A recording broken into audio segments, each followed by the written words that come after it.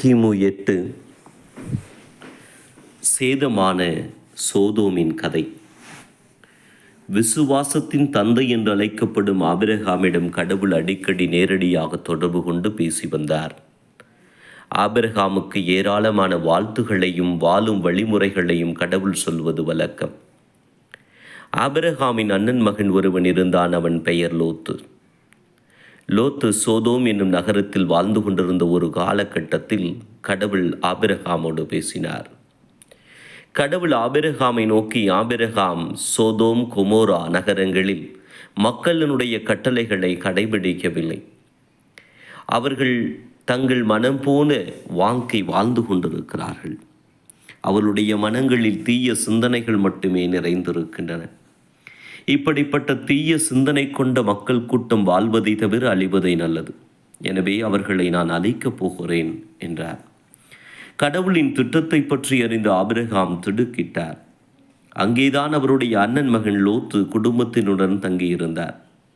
அவர் கடவுளை நோக்கி, ஆண்டவரே, தீயவர்களை அழிக்கும் ஒரு செயல் நல்லதுதான். ஆனால் அங்கே நீதிமான்களும் இருக்கக்கூடும் அல்லவா? தீயவர்களை அழிக்கும் போது நல்லவர்களையும் அழிப்பீரோ? ஒருவேளை அந்த நகரில் 50 நீதிமான்கள் இருக்கலாம் இல்லையா என்றார். அதற்கு ஆண்டவர், 50 நீதிமான்கள் அங்கே இருந்தால் அவர்களுக்காக அந்த நகரை அழிக்க மாட்டேன் என்றார். ஆண்டவரே, நான் உமது முன்னிலையில் ஒரு தூசிக்கு சமமானவன். ஆனாலும் கேட்கிறேன், ஒருவேளை 50 நீதிமான்கள் இல்லாமல் 45 நீதிமான்கள் இருந்தால் என்ன செய்வீர்?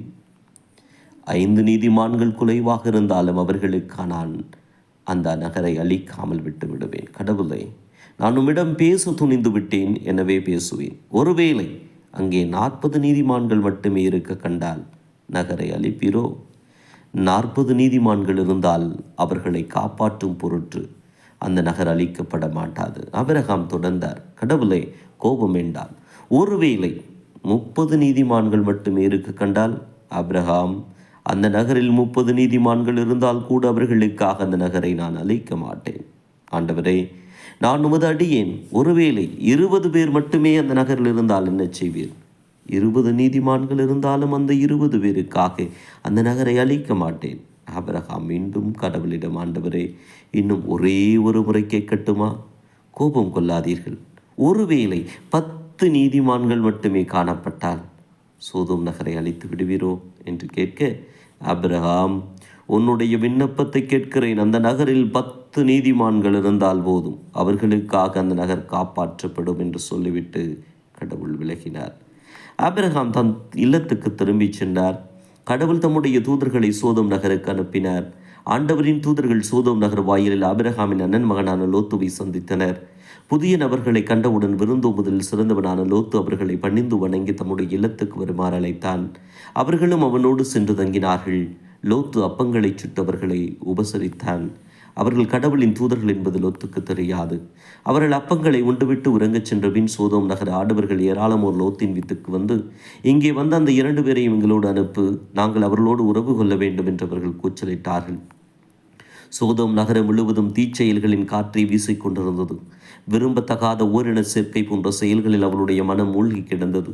லோத்து மனம் கலங்கினான். அடைக்கலமாய் வந்தவர்களை அவமதித்தலாகாது, அவர்களுக்கு எந்த தீங்கும் வரக்கூடாது என்பதில் உறுதியாயிருந்தான். அவன் அந்த கூட்டத்தினரை நோக்கி, நண்பர்களை, தயவு செய்தவர்களை தொந்து செய்யாதீர்கள். அவர்கள் என்னுடைய வீட்டுக்கு அடைக்கலமாக வந்திருக்கிறார்கள். அவர்களை விட்டு விடுங்கள் என்று கெஞ்சினான். நீ எங்களுக்கு அறிவுரை செய்கிறாயா? எங்கிருந்தோ வந்த நீ இங்கே இருக்கும் எங்களுக்கு முரண்டு பிடிக்கிறாயா?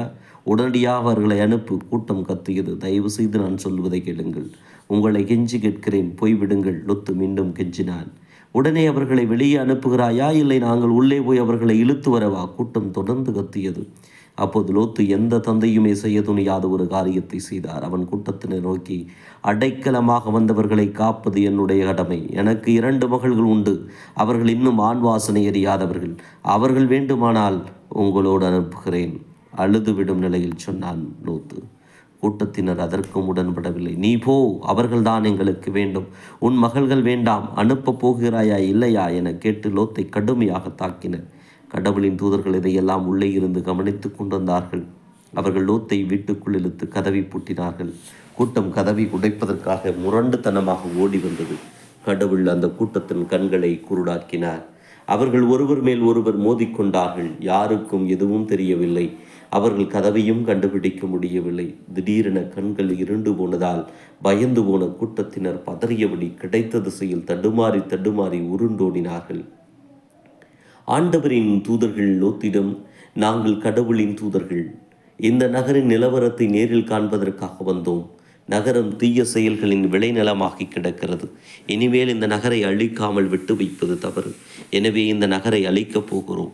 ஆனாலும் உன்னுடைய நல்ல எண்ணத்துக்காக உன்னையும் உன் குடும்பத்தினரையும் அழிக்க மாட்டோம். நீ உன் மனைவியையும் உன் உறவினர்களையும் அழைத்து கொண்டு நகருக்கு வெளியே ஓடிப்போ என்றார்.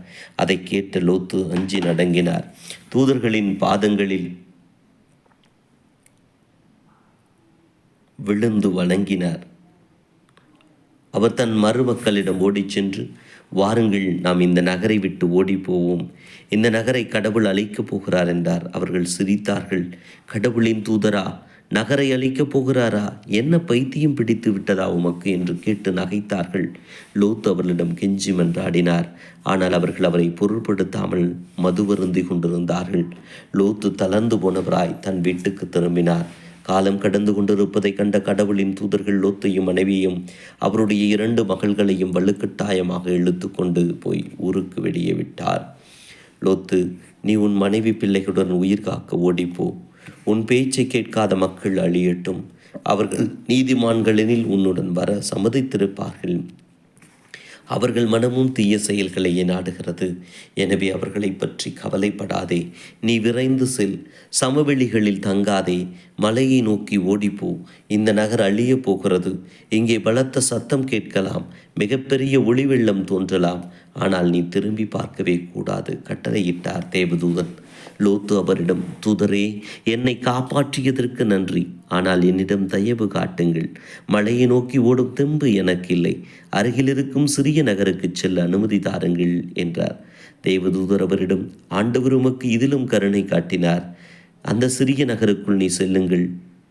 அதை அழிக்க மாட்டேன். போகும்போது திரும்பி பார்க்காதீர்கள். இது மிகவும் முக்கியம் என்றார்.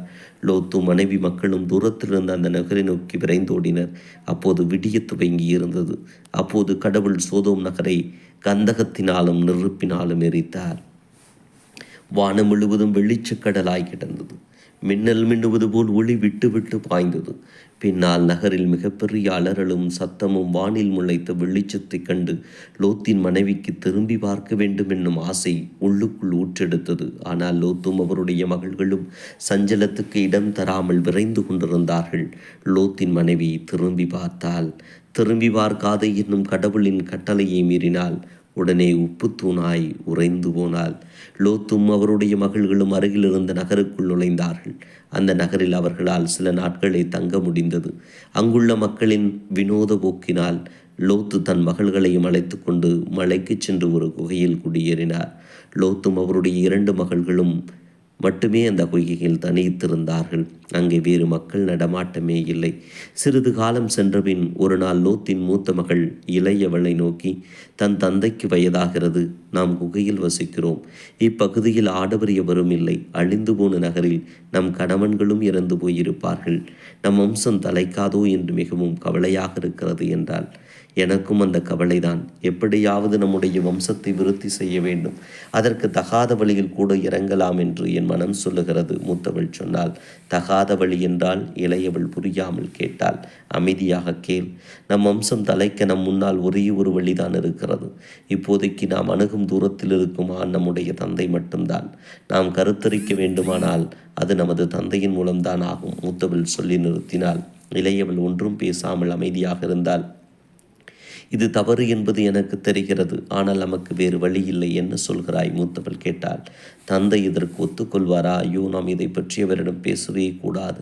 அவருக்கு தெரியாமல் தான் அவருடன் உறவு கொள்ள வேண்டும். அதேபடி நாம் அவருக்கு அளவுக்கு அதிகமான மதளித்து அவர் மயங்கி கிடக்கும்போது அவருடன் உறவு கொள்ளலாம். இன்று நான் அவருடன் உறவு கொள்கிறேன், நாளை நீ உறவு கொள். மூத்தவள் சொல்ல இளையவள் ஒத்துக்கொண்டாள். அதன்படியே லோத்துடன் மகள்கள் இருவரும் தந்தைக்கு அளவுக்கு அதிகமாக மது கொடுத்து அவர் மயங்கி கிடந்தபோது முதல் நாள் மூத்தவளும் 2ஆம் நாள் இளையவளுமாக அவரோடு உறவு கொண்டார்கள். லோத்து இதை எதையுமே அறியாதவராய் போதையில் கிடந்தார். இவ்வாறு தந்தையின் மூலமாகவே மகள்கள் இருவரும் கருத்தறி